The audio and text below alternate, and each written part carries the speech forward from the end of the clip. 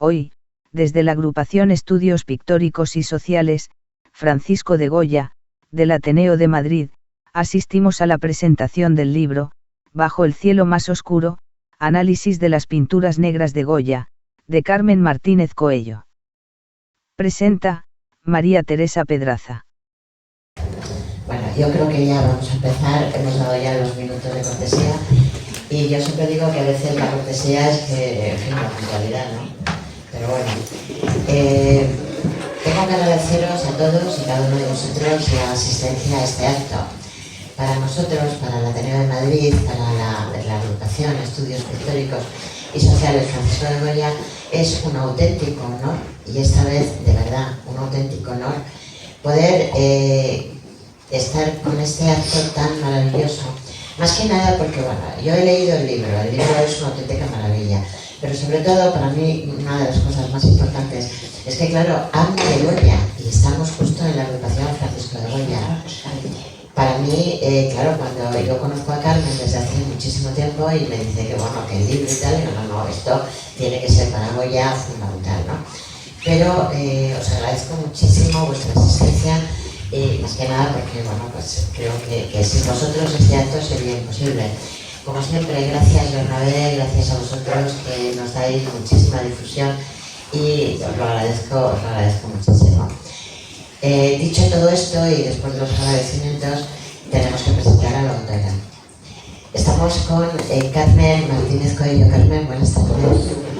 Muy buenas tardes a todos. ¿Te sientes emocionada? A todos. Muchísimas gracias también al Ateneo de Madrid, a todos los presentes, bueno, amigos incondicionales que siempre estáis en todas las presentaciones, también a mi familia y bueno, que es un gustazo.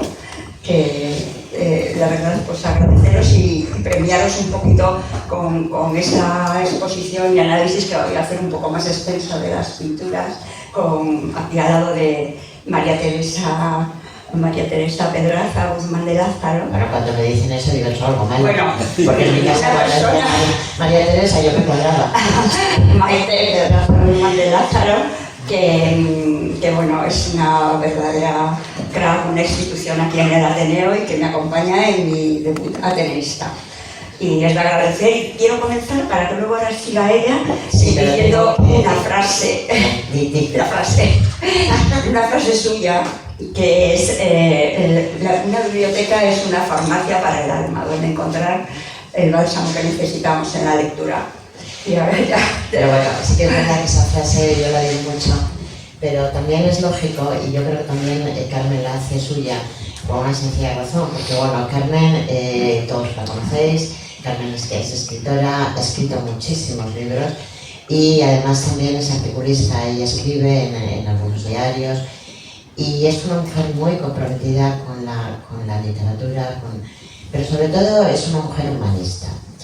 ¿Qué ocurre? Que cuando yo le dije esa frase, ella enseguida dijo, sí, claro, pero es que además nos une no solamente una amistad, para mí eso es un honor, nos une una profesión. Ella terminó DUE, terminó enfermería en Santiago de Compostela y yo lo hice aquí en Madrid, entonces claro, quieras que no, pues son cosas que nos va uniendo. Carmen luego también cursó estudios de antropología y es una mujer que yo cuando la conocí, así que parece, yo recuerdo que la dije, Carmen, es que eres catedral, o sea, es una mujer fuerte, es una mujer valiente. Y además ella está agradecida al Ateneo, yo creo que el Ateneo está agradecida por tener socias como es Carmen, porque Carmen es socia del Ateneo. Margarita, muchas gracias también por tu presencia, que Margarita es una compañera nuestra que está con nosotros en Artes Plásticas, bueno, ya lo sabes. Y aquí en el Ateneo es un sitio bueno, donde compartimos montones de charlas, porque es el sitio de la libertad, es el sitio donde podemos hablar absolutamente de todo, por ahora. Entonces, cuando yo veo este libro, y además ella me lo comenta y tal, Bajo el cielo más oscuro, yo al principio, quizá también por mi profesión, ella se ha dedicado más a la atención primaria, pero yo me he dedicado más a la psiquiatría. Y entonces, a mí esto de las oscuridades me recordaba a mis épocas y tal. Claro, cuando veo la fotografía del principio digo, pero es que has hablado de Goya, sí, tal. Claro, me leo el libro y efectivamente ella, hay una protagonista que se llama Paz, pero cuando leáis el libro os dais cuenta de que yo, por lo menos yo, la intuición que tenía es que Paz era ella, quizá por montones de... Yo se lo pregunté, pero ella como buena escritora, bueno, tal, ahí se quedó, bueno, tal, deja un poco el misterio como es lógico y normal, ¿no? Pero yo creo que es muy importante para nosotros, para el Ateneo, que pueda presentar este libro, que pueda tener la difusión que se merece. Y sobre todo, insisto, porque además toca uno de los temas que a nosotros, a mí como vicepresidenta de la agrupación, me emociona, que es Francisco de Goya. O sea, y sobre todo toca ese tema, no solamente a la pintura, sino esa parte suya donde hay una frase que ella, muy inteligente, pone en su libro al principio, y os la voy a leer porque me impresionó muchísimo. Dice, bueno, Francisco de Goya decía: la fantasía aislada de la razón solo produce monstruos imposibles. Unidos a ella, en cambio, es la madre del arte y fuente de sus deseos. O sea, ya os está diciendo Goya lo que él pensaba del sueño, luego yo os hablo un poco de la parte onírica y todo ese follón, ¿no?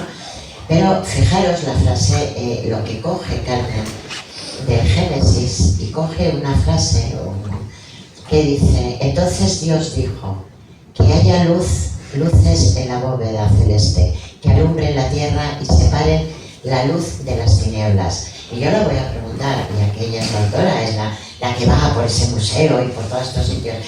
Carmen, Francisco de Goya, hay un momento donde se separa de la luz y se va a las tinieblas.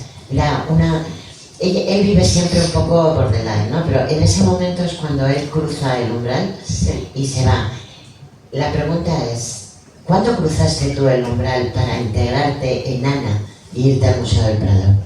Bueno, pues para eso voy a empezar a hablar de mi novela Bajo el cielo más oscuro, que es el motivo de estar aquí, ¿no?, esta tarde. Y bueno, sí, porque si no me dirás eso de yo he venido a hablar de mi libro. Hablar del libro, por lo menos un poco. Bueno, pues la novela Bajo el cielo más oscuro, que ahí la estáis viendo, pues aunque es una historia... es una historia que pesa su crudeza, yo quise que fuera un canto a la esperanza. Un canto a la esperanza a través de la introspección y la reconstrucción de todos los personajes de la novela, incluso del más perverso. Las pinturas negras son el hilo conductor de una trama, pero que el motivo no es otro que poder contar un hecho del que tuve conocimiento en mi consulta de atención primaria en un pueblo de la periferia de Madrid. Y bueno, pues ese suceso, ese hecho del que tuve conocimiento, ya no me dejó tranquila. Y visitando las pinturas negras, que diré cómo llegó ese proceso, ¿no? Porque ese delito, ese suceso, ese trágico del que tuve conocimiento en la consulta, pues es un delito que se sufre, que se sigue sufriendo, que siguen padeciendo las víctimas, por desgracia, de todas las clases sociales, en todos los ámbitos sociales, incluso en el ámbito de la Iglesia, como nos ocupa el libro, y en el ámbito de la familia también. Quería también en el libro, quiero reafirmar que cuando tenemos el conocimiento del abuso, de la violación, del asunto que sea, ¿no?, en cuanto a abusos, pues tenemos que ponerlo en conocimiento, porque si no pasamos a ser consentidores y también cómplices del agresor. Bueno, el proceso de cómo yo encontré esa manera, la clave de contar esto, de sacarlo, ¿no?, de esa desazón que me produjo conocer estos hechos, este hecho que lo matizaré un poquito más.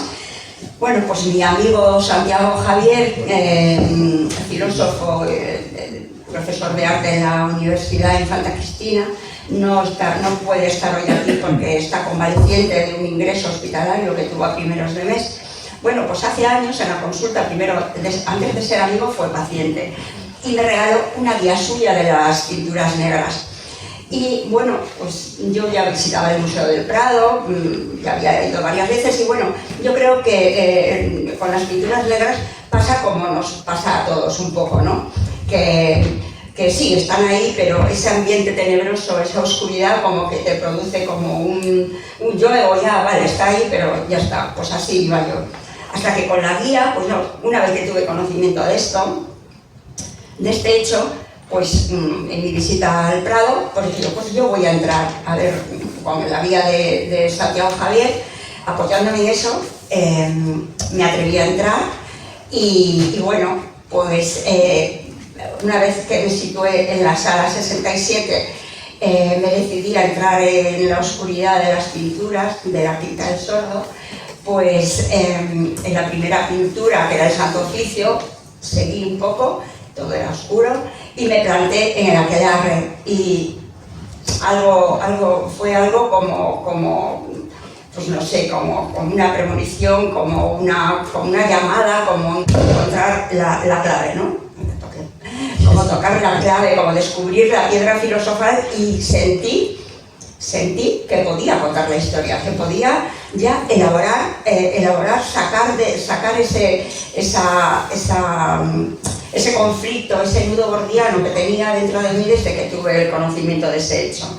Bueno, pues empecé a visitarlo asiduamente, las pinturas, empecé a profundizar en ellas y bueno, me di cuenta que si una obra de arte tiene multiplicidad de interpretaciones en la observación, toda obra de arte es una expresión para ser observada, para crear una imagen subjetiva del que la contempla. Bueno, pues las pinturas negras yo creo que eso se multiplica exponencialmente, porque Goya no las pintó para que fueran observadas por el público ni por nadie, las pintó en la intimidad de su casa, en la intimidad de su hogar. Quién sabe los motivos, ¿no? Que luego llegaremos a ellos, ¿no? De cómo pasó de esa luz a esa oscuridad que le llevó, ¿no? a plasmar en esas pinturas pues una oscuridad de su época, una oscuridad que dio paulatinamente desde que él sintió el aislamiento que sufrió a partir de su sordera, ¿no? Que también haré como un poquito de cronología, ¿no? De ella. Bueno, volviendo a la novela, la historia transcurre en distintas localizaciones, tanto en España como en el extranjero, en Suiza. Bueno, pues en el País Vasco, en España, me la llevé, la situé, la historia dentro de la época de la banda terrorista ETA. Y bueno, también tiene bastante investigación y bastante indagación en cuanto a poder situarla en una historia en concreta, en un caso concreto, como fue alrededor de un caso, el caso de la desaparición de Pertur, un etarra. Este etarra era de la banda, de una sección de la banda terrorista que era partidario de parlamentar, no era partidario de la otra sección que era la banda armada. Se piensa que ahí vinieron los conflictos, el caso es que desapareció en el año 1976 y durante 20 años estuvo en la Audiencia Nacional el juez Andreu intentando esclarecer esa desaparición, pero se cerró en el año 2016 por falta de pruebas. El caso es que yo sitúo a Paz en la ficción, esa ficción que está dentro del proceso narrativo, la sitúo en esa línea que cabalga, ¿no? sobre esa ficción y realidad, tratando de burlar situaciones y buscando la manera de poder contarlo sin vulnerar la ley de protección de datos. Así, Paz la situó como familiar de este etarra, en esa familia vasca tradicional, y después es una monja joven, recién ordenada, que en su deambular a partir de los hechos, está por una monja recién ordenada joven que cuenta esa historia, pues por supuesto me la admito la iglesia, pues no le hacen caso. Pasa por distintas instituciones, de distintas órdenes, casas de descanso, clínicas psiquiátricas, ese deambular, ¿no? Hasta que en el extranjero también hasta que por fin recala en Madrid en su etapa de recuperación y visitando las pinturas negras del Prado, puesto que ella estaba haciendo un grado de Bellas Artes y su trabajo final de grado lo versa sobre las pinturas negras, bueno, pues visitando las pinturas negras, esa primera vez, pues siente lo que sentí yo, es mi alter ego, y entonces yo mis sensaciones, lo que yo sentí, se lo transmito a Paz. Siente su vida reflejada en el aquelarre, en esa pintura, y como si Goya la hubiera pintado exactamente para ella. En la novela también aparece el comisario Ferrodello, que es es mi alter ego masculino también, y aparece en todas mis novelas y siempre es una pieza clave y fundamental para resolver los misterios. Bueno, pues yo ahora me gustaría hablar un poco de Goya como hombre y como pintor. Cómo lo situamos en la historia, en la época. Yo creo que, claro, si vas a empezar a hablar de Goya, tendríamos que empezar diciendo que Goya tuvo 3 etapas. A lo largo de su vida fue un hombre que, vamos a decir, que tuvo la primera etapa, era el estilo rococó, y sus inicios, bueno, pues era en el momento que empieza con... Esto es horrible.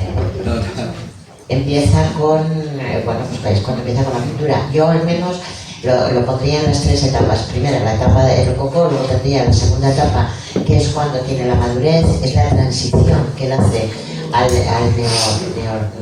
neoclasicismo, y luego la tercera etapa, que yo creo que es donde tú te vas más a quedar, quizá por tu impacto de la novela, es cuando él empieza con ese romanticismo, que es cuando hace... O sea, yo creo que Goya, en un momento determinado, aparte de su vida, su enfermedad y todo su tema, es que en un momento determinado él no entiende, digamos, la hipocresía de la sociedad. O sea, él vive muy sumiso, porque es pintor de cámara y pintor del clero, con lo cual ahí no tiene más remedio que ser sumiso y obediente. Pero claro, luego el goce, realmente el goce que él tiene, su parte onírica, es la pintura y la libertad. Entonces, cuando no puede decir nada y se cansa, es cuando empieza con esa oscuridad, empieza como a vivir la pintura desde dentro. Y ahí es cuando empieza, primero con los caprichos y luego con las pinturas negras.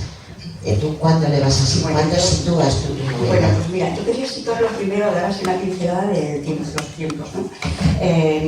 Goya vivió en tiempos de 6 reyes. Sí, coincidió en meses con Felipe V, después Fernando VI, Carlos III, Carlos IV, Fernando VII, José I. Bueno, y también fue pintor real de 3 reyes, de Carlos III, Carlos IV y Fernando VII. Bueno, Goya es un hombre ilustrado, es un hombre que se marca dentro del barroco tardío, ¿no? Desde el rococó. Y se puede decir que fue un pintor tan avanzado a su tiempo que se le considera el padre de la pintura moderna. Y sobre todo del impresionismo. Del impresionismo, porque es que... no había, en ese momento todavía no existía el impresionismo. Claro, él pasa del barroco al romanticismo, con tintes impresionistas, expresionistas, neoclasicistas, incluso surrealistas, porque si nos ponemos enfrente de los fusilamientos del 3 de mayo, que es un cuadro romántico, si nos acercamos en el uniforme de los soldados franceses, vemos esa luz, ¿no? Esa luz de los impresionistas, de cómo de esos sentidos, ¿no? En la pintura. También pues, los expresionistas, pues claro, es una expresividad máxima, ¿no? Es que en el cuadro que estás definiendo, Carmen, se ven perfectamente las pinceladas típicas del impresionismo. Típicas. Pero es que además si te vas a fijar, por ejemplo, sobre todo en los soldados, en el fusilamiento, en el 2, ahí no se le ven las caras de los soldados son exactamente iguales, porque él considera que no son personas, él considera que son pues, otros entes, unos demonios, no los quiere tener como personas, entonces los pinta de una forma, y eso es típico del surrealismo. Sí, es que además él expresa sus emociones y las plasma ahí, y además tiene la capacidad, el arte del genio, que pinta en la oscuridad formas distópicas, como, vamos, en el arte abstracto, casi el surrealismo, que son figuras, esa capacidad de crear y de producir a través del subconsciente imágenes, por eso crea tanta controversia la interpretación, ¿no? Eso es bueno, y que todo empieza, como decías, ese camino, ¿no? de pasar de esos lienzos, de esos cartones para tapices. De la luz a la sombra. Exacto, de los cartones para tapices que pinto, llenos de color, de alegría de los majos, de las majas, la pradera de San Isidro, pues cómo se va sumiendo en esa oscuridad paulatina. Él, en 1873 padeció una enfermedad que le dejó sordo. Entonces se puede pensar que a raíz de ese aislamiento no es lo mismo con los adelantos en la medicina de una sordera tratada hoy que en aquella época.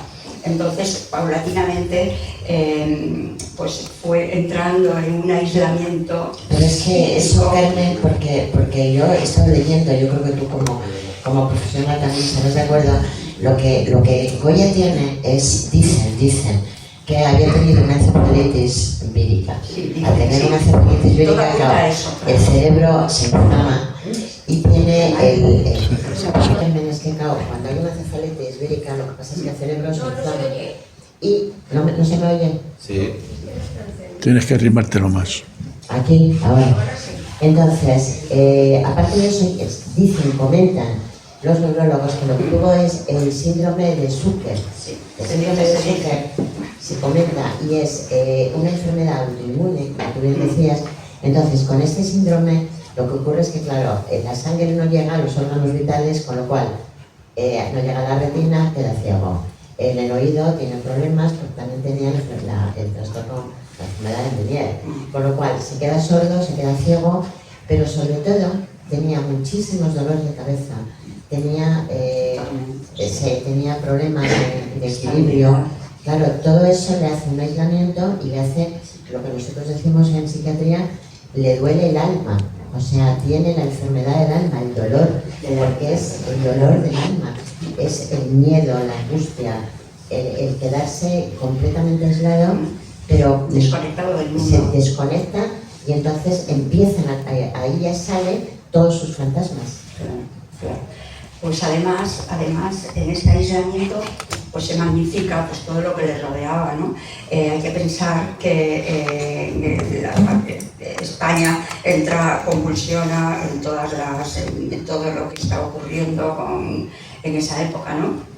Queda devastada, ahí él ve la violencia, la ignorancia, ve la injusticia, y transmite, plasma, y como un cronista de la época, plasma tanto en las estampas como en los grabados, que hizo más de 100, pues todas las críticas sociales, críticas de esta vanidad, de la ignorancia, de los abusos de poder, del abuso de la iglesia, de la realeza, de la aristocracia, y pues pinta los caprichos, los disparates y los desastres de la guerra. El caso es que también Goya hasta en ese aspecto es como un visionario, porque lo que nos cuenta es también como un visionario de nuestro tiempo, porque seguimos padeciendo en la sociedad pues lo mismo, ¿no? La ignorancia, la violencia, los abusos de poder,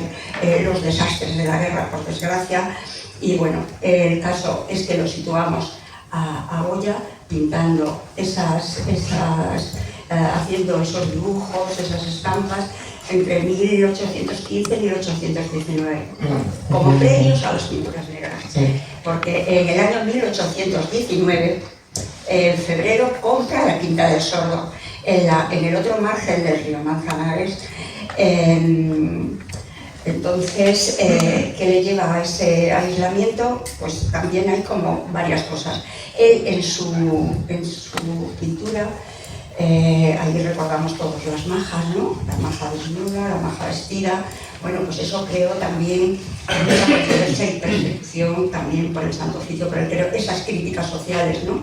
Esos fusilamientos, tanto el fusilamiento del 3, pero el cuadro tan famoso del 2 de mayo, pues, ¿qué le lleva a aislarse, ¿no? Le lleva en parte eso, se piensa, porque él tampoco se significó mucho con la invasión francesa, o sea, él no se significó, él era una crítica permanente a todo, él era un liberal y estaba cuestionado, él se sentía cuestionado, y además de su aislamiento psíquico y social. Se sentía perseguido. Sí, perseguido. Claro, Bueno, es que claro, ten en cuenta hoy que cuando él pinta a la maja desnuda, lo que hace es que trae el desnudo adelante, pero no trae el desnudo, o sea, Lacan lo definía muy bien.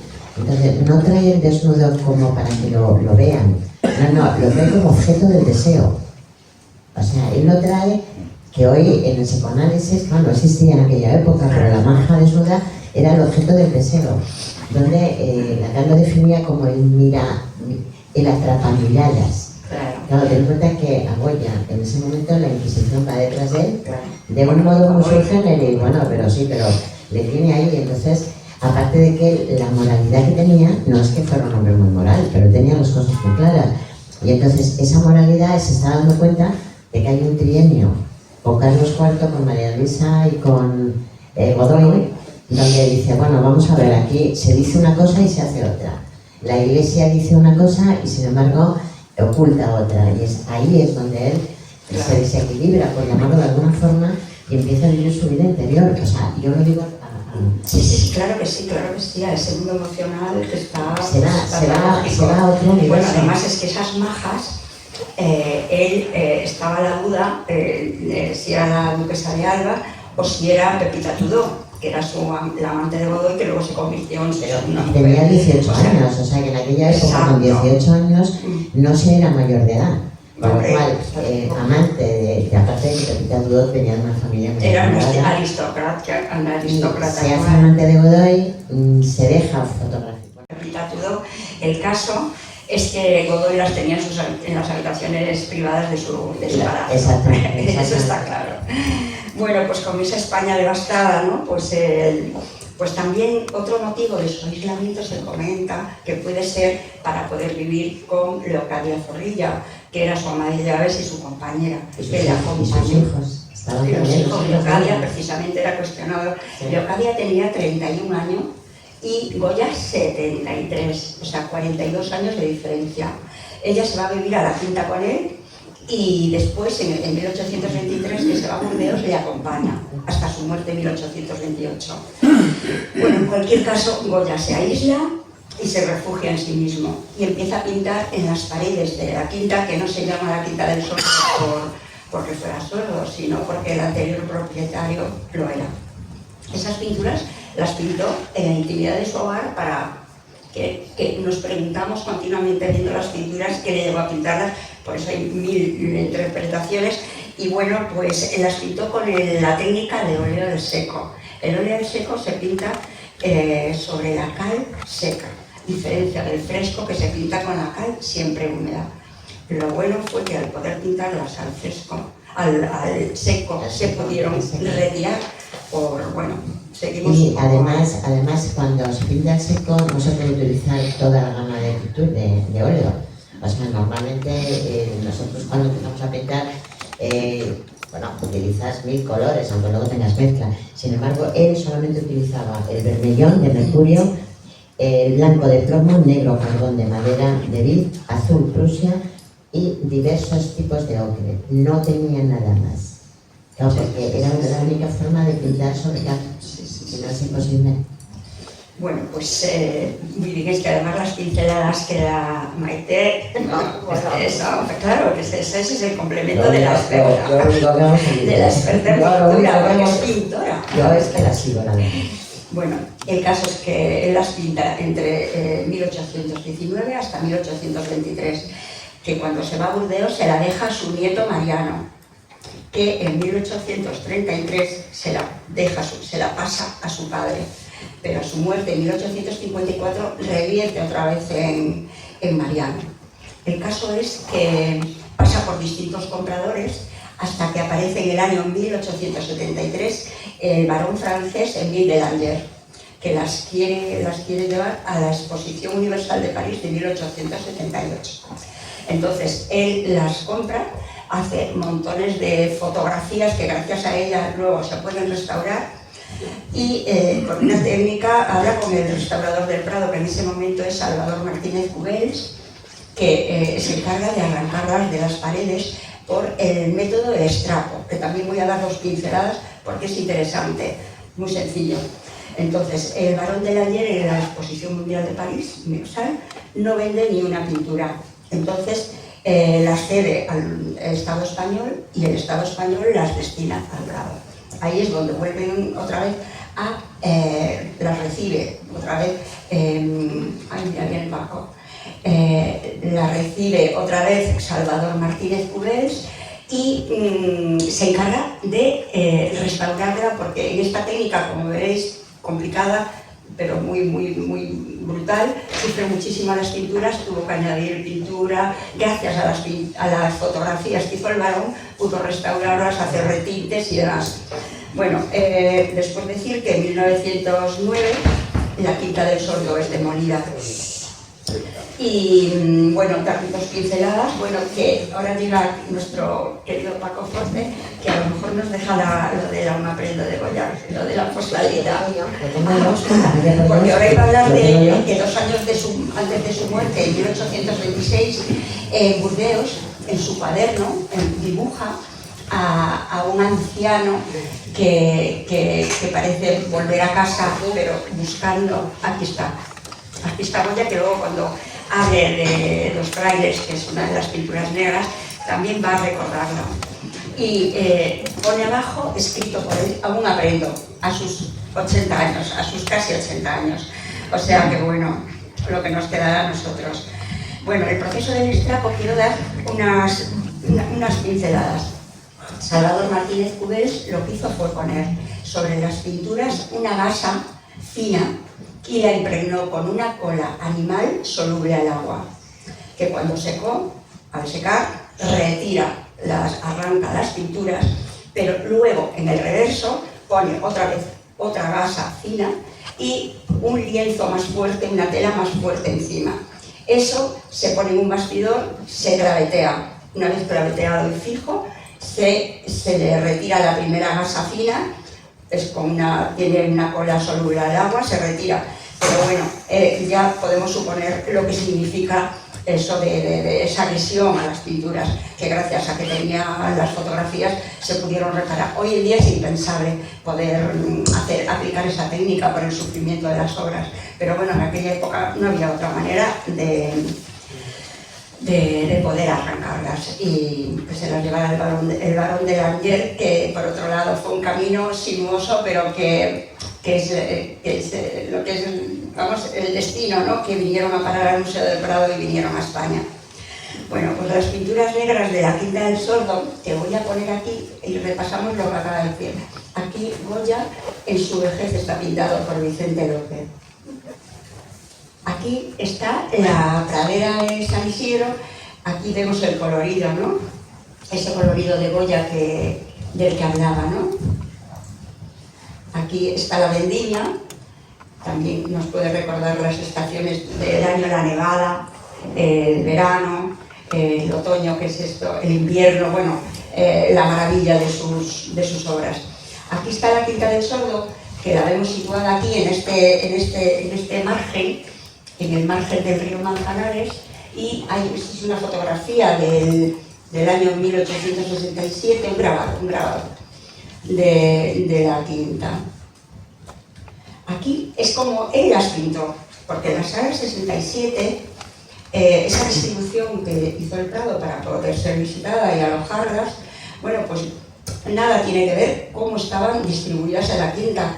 También desconocemos los motivos de Goya para pintarlas en una pared y no en otra, y hacer una pintura y no otra. Entonces, hay estudios y en la guía de Santiago Javier, que es una maravilla, está súper detallada, situada cada una en el gabinete, en la puerta de entrada, el comedor, o sea, está súper bien explicado. Pero bueno, aquí nos vamos a ceñir a la sala 67 del Prado y vamos a seguir su distribución. Entonces, yo voy a ponerme como se pone Paz, que es la protagonista de la novela, cómo me situé yo en este vano de la entrada. Es una sala octogonal, que si habéis ido. La puerta de la entrada está enfrentada al perro semi-hundido que vemos al fondo. Hay 2 chaflanes a los lados y aquí detrás habría otros 2 chaflanes. Luego está los 2 lados largos, ¿no? Bueno, aquí está, cómo están distribuidas. Entonces veremos que si yo estoy aquí en el vano de la puerta, la primera pintura que me voy a encontrar es el Santo Oficio. Entonces, en el Santo Oficio, pues aquí vemos, ¿no? Esa oscuridad, es el contraste de la ermita, ¿no? De la pradera de San Isidro. Aquí, con la ayuda de la guía, yo aprendí a ver muchísimas cosas, porque cada uno ve subjetivamente lo que ve en la pintura, lo que quiere ver, lo que se le presenta, ¿no? Yo veo a un inquisidor, por ejemplo, y a su lado también puedo ver a alguien de la realeza, que pues un collar que lleva puede parecer el toisón de oro. Incluso parece llevar en la mano como un papel que puede ser una denuncia, o sea, ya puestos a jugar con la imaginación. En el lado izquierdo vemos como una hilera. ¿No se apaga un poquito la luz para verlo mejor? Pues sí, se podía bajar un poquito, pero no sé dónde se puede bajar. Para bajar yo creo que sí, un poquito, porque yo lo veo aquí muy bien. ¿Así mejor? ¿Qué tal? No, la otra. ¿Así? No, ¿No? tienes que quitar las pequeñas. Bueno, ¿así un poco mejor? No.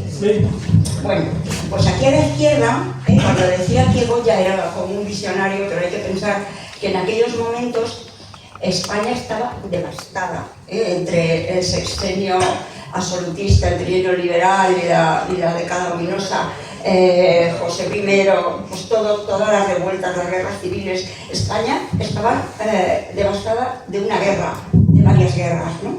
Y yo ahí vi una hilera de refugiados, o sea, como de gente que la había perdido todo, había perdido sus soldados, había perdido hijos, hermanos, sus casas, o sea, yo veo como unos refugiados. No sé si a mí yo, cada uno, pero vamos, yo es lo que digo. Bueno, la siguiente, que es la clave, la cuestión, el quid de la cuestión, es el aquelarre. El aquelarre es la que a mí me hizo temblar al estar delante de ella, temblar y al mismo tiempo sentir que podía contar la historia de Paz. La historia de Paz, que es esta novicia, ¿no? Que yo la vi reflejada, ¿no? En esa elipse de brujas, en esa marea demoníaca que parece mantener el mismo latido. Ahí vemos a esos seres deformes como diabólicos que están adorando al gran cabrón que está a la izquierda, y con ese ojo no mira a la sala, mira a la derecha, a la que a mí me pareció ver como a una joven inocente, ¿no? Que está expuesta a todos los males del universo. O sea, como un resumen de lo que yo quería contar, de lo que yo sentí que le había pasado a Paz, un poco pues todo eso, ¿no? Entonces, pues la aquelarre, ahí entenderéis, porque a mí se me abrió la luz, ¿no? De poder contar la historia. La siguen 2 viejos comiendo sopa, y yo la verdad es que solo veo a un viejo, porque al lado hay un ser deforme, que parece, a mí me sugiere la muerte. Aquí esta pintura estaba pintada, la pintó Goya encima de la puerta del comedor. Esta sí se sabe, seguro. Bueno, pues la sigue la romería de San Isidro y veis el cuadro que puse antes, ¿no? El cuadro de Goya de la pradera, de ese colorido de la pradera. ¿Y quién piensa que esto es una romería de San Isidro? A mí me sugiere pues otra devastación, yo que sé, el fin del mundo o un entierro, porque hasta el grupo que está aquí, de un romero que está aquí, parece que está tocando la guitarra, pues está cantando un responso. A su lado se puede adivinar a Napoleón, pues murió más o menos por esa época. Y bueno, pues está todo devastado, o sea, esa España devastada, esa desolación. Ahí es lo que yo vi en esa pintura, ¿verdad? Ya sabes que la libertad es lo contrario de No, sí, verdaderamente es así. Lo que pasa es que si miramos esa pintura, aparte de lo que tú estás diciendo, Goya lo que reflejó, aparte de lo que estás diciendo, que es totalmente, creemos que es cierto. Bueno, no, porque es que cada uno puede ver. Lo que es cierto es que las obras te tienes que verlas, y el pintor dejó ahí un trocito de su alma. Pero si os dais cuenta, fijaros en la oscuridad que tienen todos los componentes, pero hay algo que es lo que al principio ha dicho Carmen, y yo estoy completamente de acuerdo, da esa pincelada impresionista. Si os dais cuenta, en el centro hay una luz, ¿la ves ahí? Donde es un chaleco, algo, tiene una luz demasiado para quiere decir, o sea, si analizamos a nivel psicológico lo que creemos dentro de la enfermedad, él vivía en la oscuridad, él vivía auténticamente sin un sonido, o sea, lo único que oía era el propio sonido, ni siquiera de su corazón. Entonces ahí lo que él plasma es la ilusión de que puede venir un momento a la luz, y esa luz es como a veces, esa luz que sale, a veces es el fogonazo que los impresionistas como Sorolla ponía en la paleta. Sí, bueno, pues es perfecto, porque esa luz es la que ilumina las sombras, ¿no? Esas sombras, entre la luz y siempre hay una esperanza, y eso conecta con la novela. Para que haya una luz, para que haya una sombra, tiene que haber una luz. Pues ahí yo creo que quizás Goya plasmó su aflicción, pues por eso, ¿no? Por esa... Él se negaba lógicamente en lo que hacía, ya que estamos hablando de que hay paredes que ¿por qué pintaban una pared sí y en otra no? Es muy sencillo, él perdió el sentido del equilibrio. Entonces perdió el sentido del equilibrio y perdió el sentido del espacio. Una vez que no oyes y tienes problema estás completamente desubicado. Entonces él lo que plasmaba era lo que él creía que ya era la sociedad. Entonces ahí se permitió el lujo de hacer todo ese mundo. Él se retiró, como si dijéramos, a otro universo, vivía otro universo totalmente paralelo. Entonces se convirtió en un mundo onírico en el cual venían todos los fantasmas, los que era como una forma de sacar su angustia, su miedo y sus fantasmas. Era su imaginario, ¿no? Totalmente, era onírico completamente. Bueno, pues seguimos y nos encontramos con las parcas. En todas las pinturas negras la muerte es una constante. Aquí vemos a las tres diosas, hermanas diosas. Aquí vemos las hilanderas, la hilandera a Cloto, que es la que hila el hilo de nuestra vida.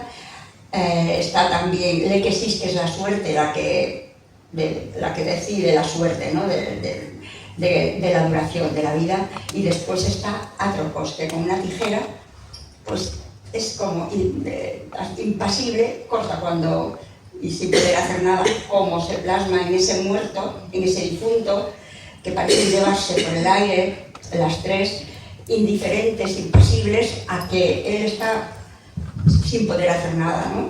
Por más que... y así, ¿no? Ahí es lo que transmite, ¿no? Quizás él también se sentía así, ¿no?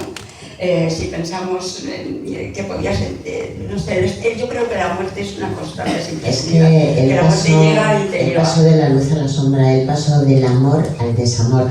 Yo te lo definiría, y esto es algo que a ti te va a gustar mucho, lo definiría como el síndrome de las des. Él estaba desencantado, desilusionado, desesperado.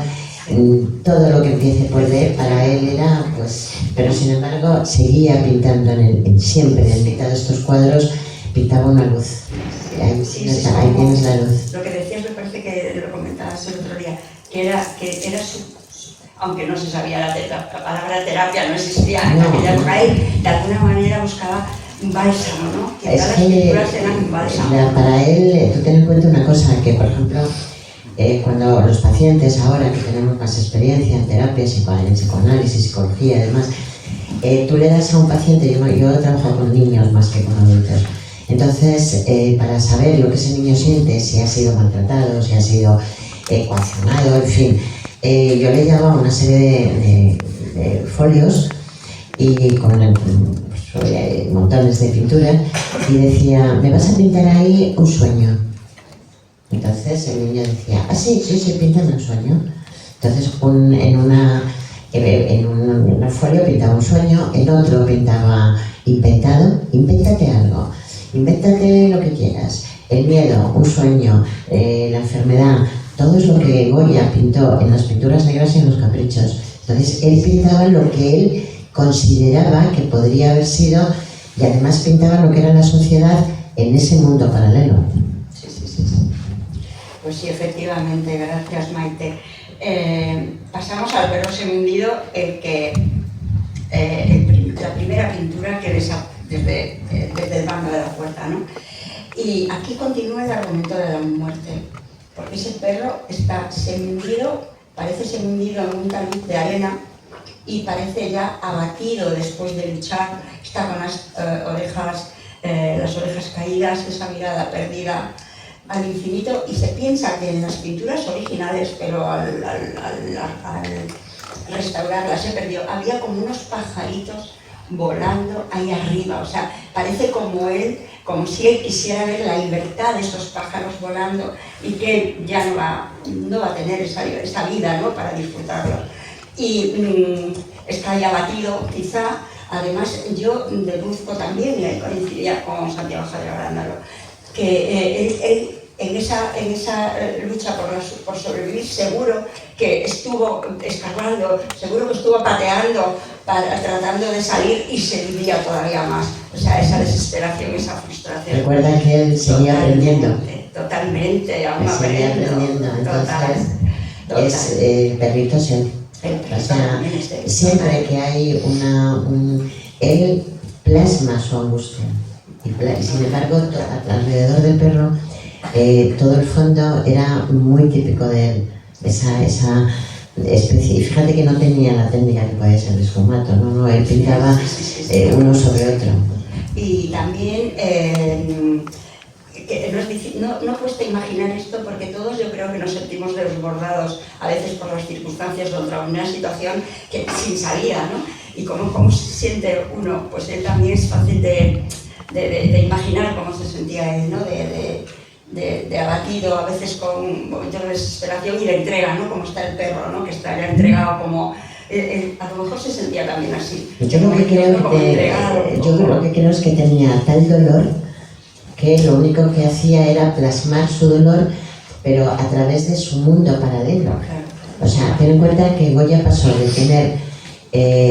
ser alegre, de ser mujeriego, tenía sus historias, y pasó de ser un hombre, vamos a decir, mimado por la sociedad, a pasar a estar completamente... Claro, pero lo que ocurre es que yo creo que él se retira. O sea, su mente se retira y lo que hace es defenderse a través de pues toda esta parte onírica, insisto. Total. Bueno, pues aquí pasamos al duelo a garrotazos, que hay que ver lo actual que es esta pintura. Porque además yo le digo que es atemporal, y es atemporal porque, bueno, Primero decir que este duelo a garrotazos, así se dirimían muchas veces los conflictos en los pueblos de esa época y a veces hasta bien entrada el siglo XX. En las primeras décadas en pueblos, pues conflictos de la tierra, conflictos personales, pues se enterraban hasta las rodillas y se daban garrotazos hasta que uno mataba al otro. Bueno, pues en aquella época pues, quizá era por motivos también de conflictos políticos, además, pero al no llevar ningún emblema, los duelistas, ¿no? Que nos digan, pues estos son liberales, estos son partidarios de absolutistas. Bueno, pues eso es lo que le da la temporalidad, porque esto lo transfiere a la actualidad y podemos ver la lucha por los nacionalismos, por los conflictos actuales, por las luchas de poder, la agresividad que está en alza, y quizá Goya nos quiso transmitir eso, o ese desencanto, ¿no? Ese desencanto de la lucha, de la guerra, cuando la paz es posible. Y de hecho, hay como una pradera debajo, como unas vaquitas, o sea, es el contraste, ¿no? De esa tragedia, de esa lucha a muerte cuando la paz sería posible. Bueno, a continuación, dos frailes, que aquí vemos, ¿no? Y esto lo pintó como mucho antes, o sea, si esto lo pintó antes de 1823, esto lo pintó en el Cuaderno de Burdeos en 1826, o sea, él se sentía así, o sea, como siempre, como si estuviera al final de su vida, y aquí yo no veo dos frailes, veo un fraile, me pasa como los viejos comiendo, y detrás ese ser espectral que parece decirle al oído algo, gritar al oído de un sordo, o sea, con esa voz así, ¿no? Que parece esperpéntica. Bueno, pues a continuación hay un cuadro que es aterrador, ¿no? Que es Saturno devorando a su hijo. Saturno es el dios romano del tiempo, así como Cronos es el dios griego. Bueno, pues aquí se nos presenta desmembrando, fagocitando a su hijo, con esos ojos enloquecidos, como si Goya al pintar transmitiera en Saturno pues que el tiempo lo devora todo, impasiblemente también lo devora, todo lo que tiene vida lo devora. Quizás él también se sentía así, ¿no? Que el tiempo había devorado sus días, sus horas, sus años, quizá. A continuación vemos a Leocadia Zorrilla. Y la pinta también mucho antes, ¿no? Como si fuera como un regalo para ella, ¿no? Porque la pinta como una viuda, ¿no? Con un velo de viuda. Y ella está pues así apoyada, como tranquila, con la mirada perdida. Y la pinta como una manola de la época. Sí, como una manola de la época, sí, pero yo creo que la paz y la compañía que le ofreció a Goya, quizá era lo único amable que tenía en su vida. Puede ser, ¿no? Quizá este es como una manera, un reconocimiento, ¿no? Aquí vemos a Judith y Holofernes. Bueno, pues ese contraste, ¿no? Que a un lado de Leocadia está Saturno, que es ese dios profano, y al otro lado está Judith, que simboliza en esa decapitación de Holofernes al dios de la fe, al dios salvador del pueblo de Israel. Yo quise, no sé, me pareció así buscar los dos contrastes. Bueno, pues aquí en este cuadro que está al lado de dos mujeres y un hombre, vuelvo para atrás, porque yo vi que eran como si fueran partes de un mismo cuadro, o sea, como si uno fuera trasunto de lo mismo, ¿no? Estos están leyendo un libro y se ríen, y en el otro cuadro yo veo a dos mujeres que quizá influidas por la lectura, pues tienen esos rostros procaces, ¿no? Que están como animando a este hombre que está, por decir, ¿no? Como se dice, practicando el onanismo, y ellos están ahí alentándolos. Es todo como un contubernio, ¿no? De las dos obras. Y a continuación, pues esta es la última pintura que ya se encuentra en el Chaflán antes ya de la salida. Esto se titula Asmodea. Bueno, Goya que hace como un juego, porque Asmodeo es un diablo, un demonio del libro de Tobías, del libro de la Biblia de Tobías, del libro de la Biblia. Y Asmodeo es un demonio que se enamora de Sara y uno por uno, en la noche de bodas, se lleva a sus maridos hasta 7, sin permitirle consumar el matrimonio. Aquí, sin embargo, pues Asmodeo no es un hombre, es una mujer fuerte y guapa, la pinta de rojo, del color de la sangre, y parece llevarse, yo le veo la similitud con las parcas, que parece llevarse también a ese difunto, ¿no? Que es puede ser un soldado, un joven soldado, puede ser un recién casado que se lo arrebata, que se lo lleva en la noche de bodas. Y él puede señalar eso que mi vida, eso que yo tenía ahí, tal y cual, que ella, impasible, se lo lleva en volandas. Le veo la similitud con las parcas, ¿no? Que se llevan al difunto, que por más que le digan, no, es que yo tengo estos planes, esto tal y cual. Y aquí es la última pintura antes de abandonar este universo Goya, que a mí me ha seducido de una manera increíble, porque he aprendido muchísimo. Goya es tan completo que no se acaba nunca. Cuando dices que Goya, es que no te puedes centrar en un cuadro, tienes que fijarte en el transcurrir, ¿no? De esa cronología de su vida. Y bueno, aquí ahora Maite nos va a deleitar con los caprichos, porque eso sí que ella ahí guardan son tan intensos. No, lo que pasa es que la vida de Goya es una vida completamente, es una vida llena de montones de todo, de alegría, de sufrimiento, de ilusión. ¿Qué ocurre? Que Goya, dentro de sus etapas, o sea, como bien estaba diciendo Carmen, en su juventud, bueno, pues pinta ese colorido, esa maravilla. Pero claro, es que tiene un tema muy fuerte. No, tienes que dar... No, ábrelo. Tienes que abrirlo. Bien, y ahora es cuando voy a quedar el cabello de ella antes. Sí, vas ahí y ya está. Genial. Lo que pasa es que yo voy a ir muy rápida, pues porque a mí me gusta que, sobre todo en una presentación de un libro, me gusta que vosotros estéis, podáis también, bueno, pues hacer alguna pregunta y tal.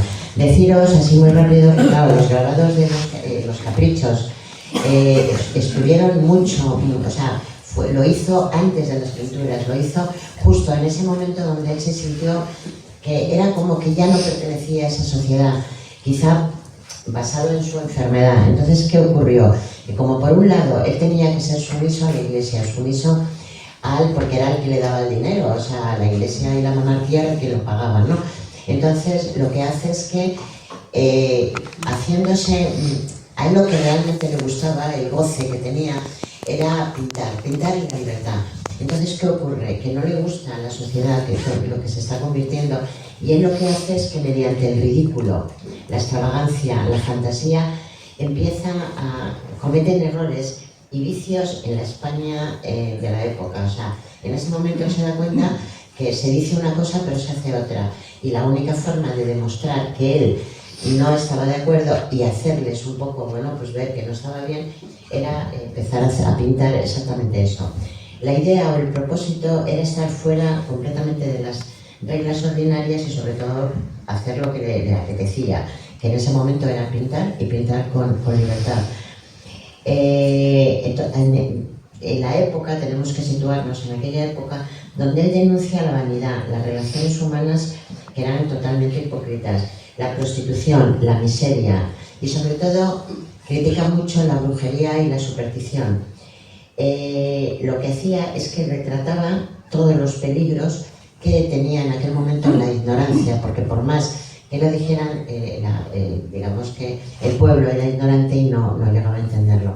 Él hizo exactamente cuando empieza a desligarse, o sea, tiene un momento que era donde Carmen empieza su libro, es Goya empieza a no querer estar en esa vida y huía a la otra. O sea, digamos que huía de la razón a la sinrazón, del consciente al inconsciente. Por eso él siempre, y lo más impresionante en él, era el sueño de la razón produce muerte, produce monstruos, pero también con razón produce arte, produce maravilla. ¿Qué ocurre? Que en aquella época no había los que tenemos ahora, pues todos los medios, para poder darnos cuenta de lo que este personaje estaba sufriendo, porque realmente él estaba, como si dijéramos, atrapado en una cárcel. Y entonces la única forma de salir era poder pintar, y es lo que él hacía. Hizo exactamente 80, en esa transición entre la razón y la sin razón, pintó exactamente 80 grabados, 80. ¿Qué ocurre? Que cuando los puso a la venta, bueno, tardaron una semana, a la semana lo tuvo que retirar rápidamente, porque volvió otra vez la Inquisición a decirle que empezaron a perseguirla.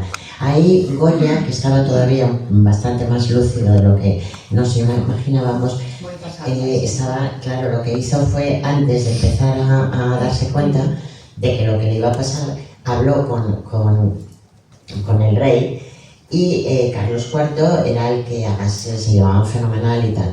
Tener en cuenta que cuando él pinta estos, no, ponlo antes, porque luego los voy a ir definir un poco. Empieza al principio, ahí, en el sueño de la razón, ahí. Voy muy rápida. Entonces, cuando él pinta esto, en esos 8 días, sobre todo los duques de Osuna, se pasaban ahí, bueno, pues adivinando. Oye, ¿qué ha pintado? ¿Qué quiere decir esto? ¿Qué tal? Claro, eran los caprichos para ver qué hace y tal.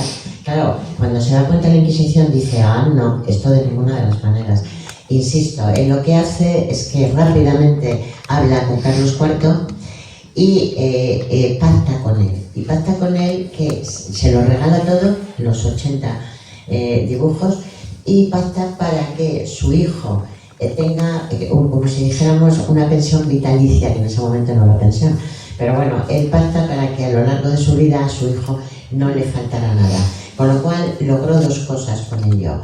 Una, que realmente la Inquisición no pudo hacer nada con él, porque ya no le dio tiempo. Y 2, que claro, evitó decir, se lo regalo al rey con esto, no, él aseguró a su hijo y es lo que hizo. ¿Qué ocurre? Que tenemos que tener en cuenta que Francisco de Goya era un amalgamador. Eso es algo que yo quiero dejaros muy claro, porque él cogía lo trágico, lo grotesco. Estoy hablando ya en esa época donde pintan los caprichos. La luz y la oscuridad es un tiempo donde el pintor de corte, como os he dicho antes, él era el pintor de la corte ya, pero en ese momento, a nivel de psicología, tenemos una palabra que luego si queréis y os lo explico. O sea, él tenía el falo, o sea, él tenía el deseo, y lo tenía él, y entonces lo que hace es que se mete con la sociedad sin decir que se metía. O sea, él se mete con la monarquía, con los cleros, va absolutamente metiéndose con todo el mundo, pero dejando claro que es que el sueño de la razón produce monstruos. Sí que, mira, para deciros así rápidamente, estamos hablando de que en el siglo de las luces trata de inculcar a la sociedad un espíritu crítico basado en el principio de la razón. La serie de grabados, publicados en 1799, constituye un claro paradigma de su voluntad reformista. De esos 80 grabados, como os he dicho antes, él se los dio todos a Carlos. Pero la gente, ni siquiera la aristocracia, que bueno, tener en cuenta que estamos hablando de que Goya venía de la Ilustración, era un hombre ilustrado y muy afrancesado. Aunque lo hacía, no se daban cuenta en la aristocracia lo que quería decir. Era como, bueno, o sea, porque él nunca, aunque estaba haciendo todo esto, nunca dejó el privilegio que tenía con los reyes y con la iglesia. Eso él nunca lo dejó. Tener en cuenta que en la escena, siempre, casi siempre, en todos los caprichos, aparece él. Siempre aparece el autor. Por ejemplo, en el primero, ese que estamos viendo ahora mismo, es Goya. Goya, vamos a decir, bueno, coloquialmente, echando una siestecita quizá. Bueno, pues ahí representa que él está agotado, está cansado de esta sociedad que no. Yo lo digo la interpretación a nivel nuestra, ¿no? Donde él lo que hace es que deja digamos, él se esconde y deja que aparezcan los sueños. Pero claro, los sueños tienen varias cosas. Una pueden ser sueños muy bonitos y otra puede ser un sueño totalmente, bueno, pues bastante tétrico, como le sucede a él. Porque si os dais cuenta, está todo con esos bichejos que están alrededor y eso es un mal augurio. Ahí tenemos a los, me parece que esa se llama Están Calentitos. Sí. Debajo creo que lo pone. Espera, que quito ya este papel y voy con vosotros. También tener en cuenta que ahí en este pone Están Calentitos. ¿Qué es lo que la crítica que hace en este capricho? Es muy sencillo. Está criticando al clero, está criticando a la Inquisición. Mientras la Inquisición está calentita, mientras la Inquisición está comiendo, en España había hambruna. Sin embargo, ellos están ahí muy felices, muy tranquilos, muy relajados, pero sin embargo, ahí uno de ellos no es nada hombre, es un monstruo. Exacto, siempre está. El siguiente me parece que se llama, espera, porque lo tengo por aquí. Madre infeliz. Bueno, pues la madre infeliz, ahí lo que yo, bueno, pues digamos que analizaría sería, sobre todo, el llanto de la niña. La niña está desesperada. Es una madre infiel. Recordar que la infidelidad estaba castigada en aquel momento, bueno, no estaba nada bien vista, ¿no? La niña está aterrorizada porque además de eso, ella se queda con ese estigma. Pero a la vez se la llevan hombres, se la llevan monstruos, pero se la llevan. Y lo único que queda es la niña, él totalmente, bueno, pues digamos su universo desolado completamente. En el siguiente creo que es Vuelan o no sé cómo se llama. Modo de volar. Modo de volar. En el modo de volar, imaginaros que en esa época no existían los aviones, no existían las alas, no existía el parapente. Bueno, pues sin embargo Goya trae los monstruos, pero los trae con alas que no son las alas de los monstruos, son alas que él se inventa, lo cual quiere decir que es un visionario. Es que es totalmente, es un Leonardo da Vinci, es un visionario donde en esa época no existe el impresionismo y él es el primer impresionista, donde no existen las alas y imagínate, ahí están. Ahí, en este, tú imagínate, él no le gusta nada, le horroriza. Como hombre ilustrado, la brujería, los ungüentos, todas esas cosas, las maldiciones, los mal de ojo, todas esas cosas, él no llegaba a entenderlo. Y entonces ahí, si os dais cuenta, bueno, pues son monstruos que ahí están. Es la ignorancia. Vamos, pero la ignorancia, estamos hablando de finales del siglo. Pero, a ver, que por ejemplo yo que vengo de Castilla, esto os lo cuento así como en mi pueblo todavía existe la parte de ahogamientos. No, es que... En Galicia, bueno, en Galicia, a ver las águilas. se ha elevado a otra dimensión. Claro. Pero claro, antes era, pues... Efectivamente. La ignorancia. Aquí Que... se la llevan o... Se la llevaron. Se la llevaron. Se la llevaron. ¿Qué significa, qué quiere decirnos Goya en se la llevaron? Bueno, tengo que deciros que según vamos viendo todos estos caprichos, yo para mí he puesto los que a mí más me impresionan. ¿Por qué? Pues porque es realmente lo que tiene, cuando os he dicho antes, el síndrome de las desamor, desilusión, desencanto, desasosiego. Tener en cuenta que él fue un hombre que amó mucho. Y a él le amaron, bueno, digamos que le consintieron. Él tuvo su historia con la duquesa de Alba y no salió bien, él tuvo bastantes historias. Y entonces él lo que critica mucho en los caprichos es que la mujer es voluble, que la mujer no es una equilibrada ni con el amor, ni con... O sea, digamos que para él la mujer le ha hecho mucho daño. Bueno, este otro... La caza de dientes. No, la caza de dientes. En la caza de dientes, ¿qué es lo que está diciendo? Imaginaros que el señor está colgado, o sea, está ahorcado, se ha ahorcado. Pero sin embargo ella le quita, quiere coger los dientes, o sea, es algo, pero volvemos a lo mismo, ahí lo que retrata es la frialdad de la mujer, la frialdad de que él piensa que tiene la mujer. Aquí os dais cuenta que me parece que es, no sé cómo lo llaman. Sí. Bueno, pues ahí, claro, pero sí, os imagináis, como siempre, la aristocracia gordita, fenomenal y tal, la están peinando, la están lavando, la están todo, pero sin embargo, mirar la parte de la doncella o la amiga, nunca se sabe, burlona, nunca se sabe lo que era, pero sin embargo, la viejita, es viejita, ¿qué está haciendo? Es Celestina quizá, lo está diciendo, la artes es la brujería, es, bueno, pues cualquier cosa en él puede ser. Cualquier cosa es posible. El corral de los bueno, no, pero a mí me impresionó mucho, porque si os dais cuenta, él se retrata ahí, o sea, Goya está ahí, y ahí, si os dais cuenta, incluso hay cuerpos con dos cabezas. Él se retrata diciendo que, bueno, pues, yo lo que creo que aquí, él era un hombre muy inteligente, muy ilustrado, y sabía perfectamente lo que le estaba pasando. Él vivía en un universo paralelo, porque se tuvo que retirar a ese universo y poder sobrevivir. Entonces, en momentos determinados sabía que era como bicéfalo. Sí, y también estaba como marginado como los locos, que se les marginaba. Claro, y él utilizaba el consciente y el inconsciente. Es como, yo he leído en algún sitio, pero yo no estoy de acuerdo en absoluto, donde a veces decían que también podía ser un poco bipolar, esquizofrénico, y no tenía ningún signo de esquizofrenia, perdón. Lo que sí tenía era, bueno, pues ese mundo paralelo. Ahí tenemos a la duquesa peinándose, creo que es, ¿no? No. ¿Quién más? ¿Quién más rendido? ¿Quién más rendido? Sí, es que desde aquí no veo. ¿Quién más rendido? ¿Es él o ella? Como siempre, como os he dicho antes, la mujer es la que es la esbelta, la que es la voluble, la que, bueno, pues con su atractivo. Además, si os dais cuenta, la pinta muy estirada y él agachado, claro. Pero, ¿no os recuerda a la duquesa y a él? A mí me recuerda muchísimo. Para mí me recuerda mucho, Carmen. Muy bien. Oye, lo estás haciendo muy bien, ¿te das cuenta? Así no nos hemos movido, ¿no? Qué bien.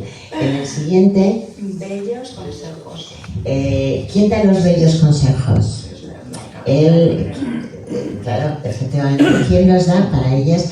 Sobre todo las celestinas, las que encubren, las que dicen, bueno, pues esa amiga de doble moral, vamos a decirlo.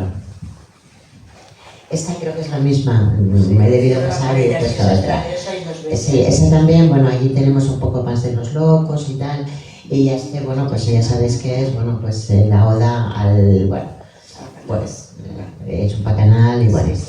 Este lo he puesto repetido, pero porque quería ponerlo más para que vierais cómo él se mofa auténticamente de algo que le tenía mucho miedo, que era la Inquisición, porque por 2 veces estuvo, claro, y sin embargo ahí los critica, vamos, hacia encima, totalmente.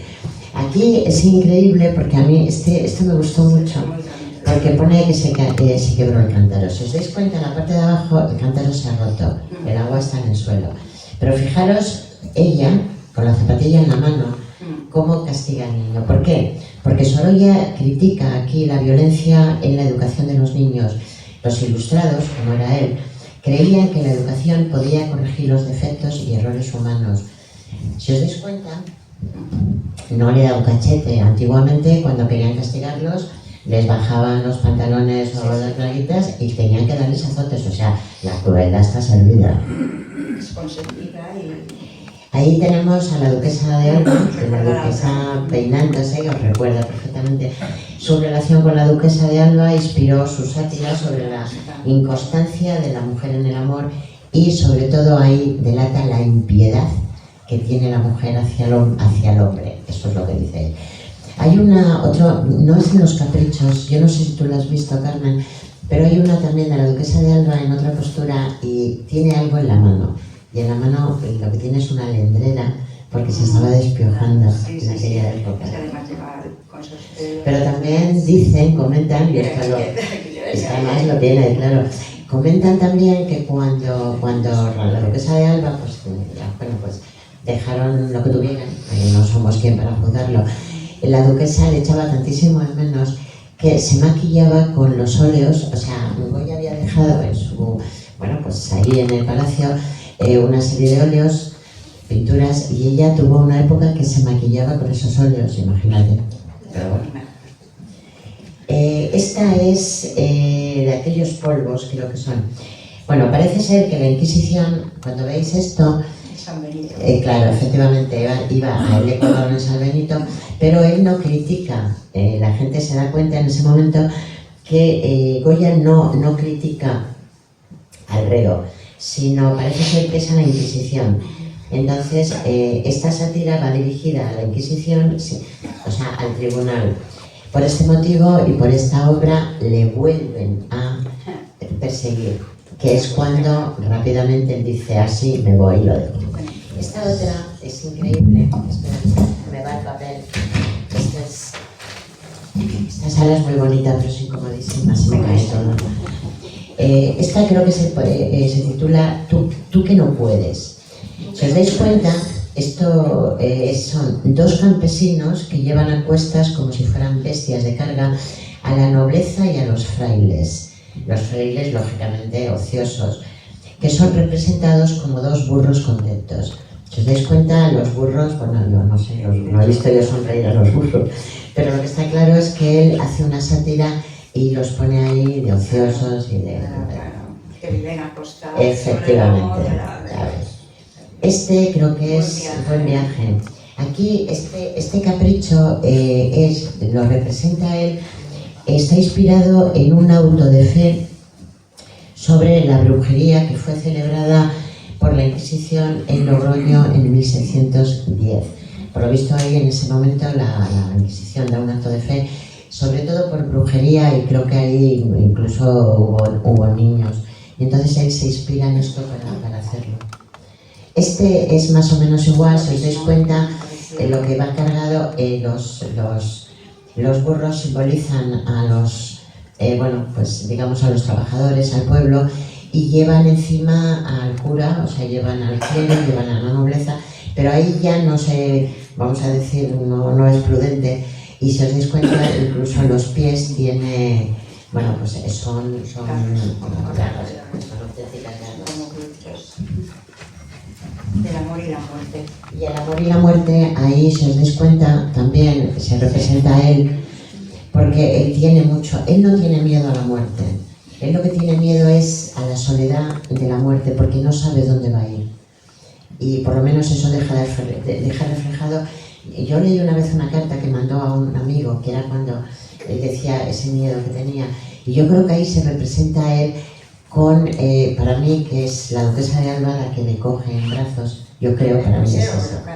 O Locadia también, puede ser Locadia, porque Locadia también era muy jovencita, y puede ser Locadia. Esta es muy significativa porque tener en cuenta que aquí lo que critica es la envidia, la hipocresía, y sobre todo, si os dais cuenta, la protagonista es prácticamente una vieja, pues bueno, esquelética o fatal. Sin embargo, os dais cuenta que la doncella, bueno, pues es guapa, buen tipo, gordita, en fin. Y sobre todo es la mofa que tienen las otras señoras que lo están viendo.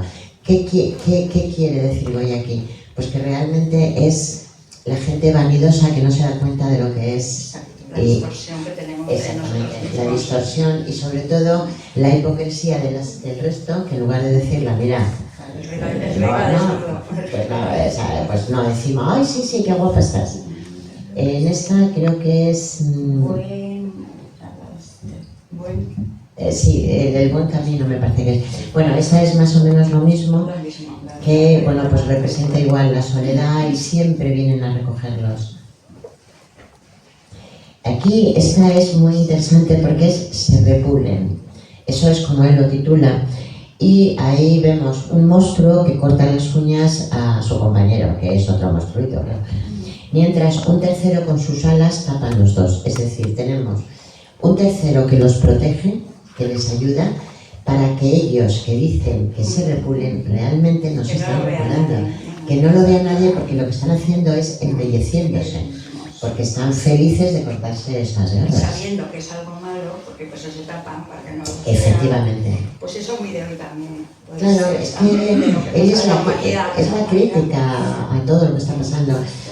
Este sopla y este es igual, esto está basado en las prácticas de brujería del auto de fe de Logroño, donde, bueno, pues yo creo que los queman, los echan por los terraplenes, en fin, eso es algo que, en las prácticas que tenían en aquel momento. Seguimos, esto lo he sacado la brujería. Aquí, por lo visto, es la maestra, o no sé cómo se llama, ¿no?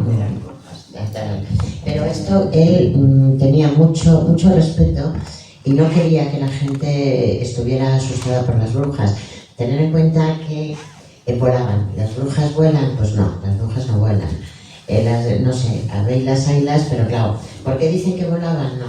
Lo que ocurre es que en las escobas ponían determinados ungüentos que eran alucinógenos y entonces ellas, como estaban desnudas, al contacto con el cuerpo, lo que hacían es que tenían elucubraciones. Es como en religión, por ejemplo, sí, es una mosquita.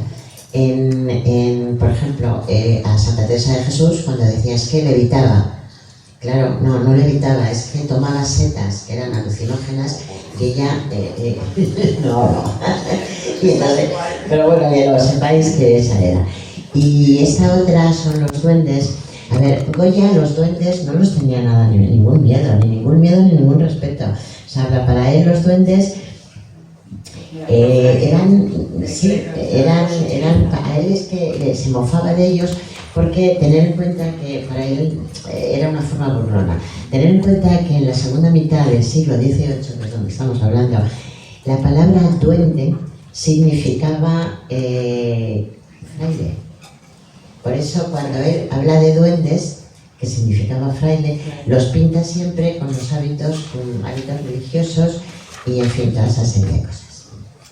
Bueno, esta la repito y esta pues lo mismo, o sea, van diciendo prácticamente lo mismo, es su angustia.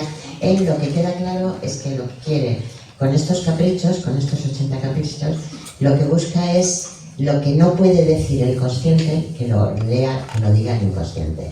Lo que yo no he podido pintar porque no me dejaban, porque tenía que comer y me tenían que pagar, pues yo cuando me aíslo, cuando yo me voy a otro mundo, en ese momento, en ese mundo paralelo, hace lo que tenía que hacer. Pero lo que saca es la angustia que él lleva, la desilusión que él lleva y sobre todo ese sufrimiento que no encuentra ninguna salida, pero que él sabe que el poder, la parte angélica la llevaba a él. Y bueno, yo creo que hasta aquí. Pues muchas gracias. Yo creo que